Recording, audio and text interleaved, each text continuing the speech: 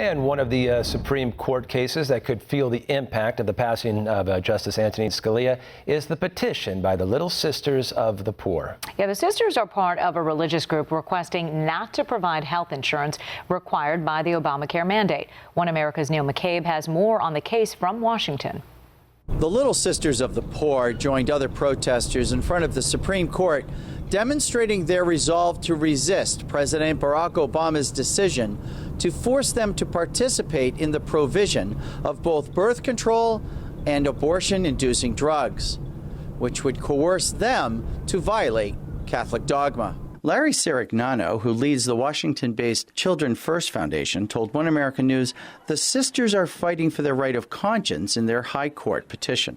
In front of the Supreme Court are through 200 to 300 nuns and young Catholic schoolgirls holding signs to let them be heard, let the sisters work. Elvita King, the director of Civil Rights for the Unborn, joined the sisters' petition and joined the demonstration against the rule issued from Obama's Health and Human Services. It is very disturbing, offensive, and against the religious freedom of women and families and children. As my uncle, Dr. Martin Luther King Jr. once said, quoting out of the book of Amos, "Let righteousness roll down like waters and justice as a mighty stream."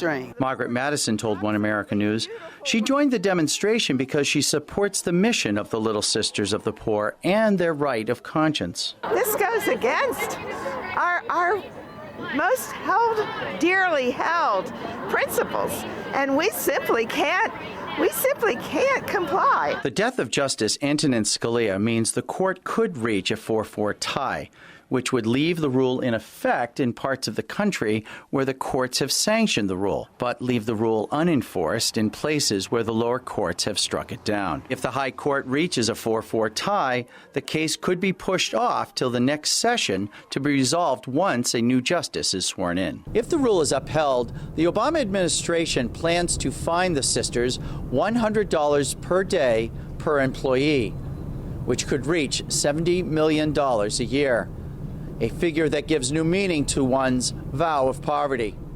Neil W. McCabe, One American News, Washington.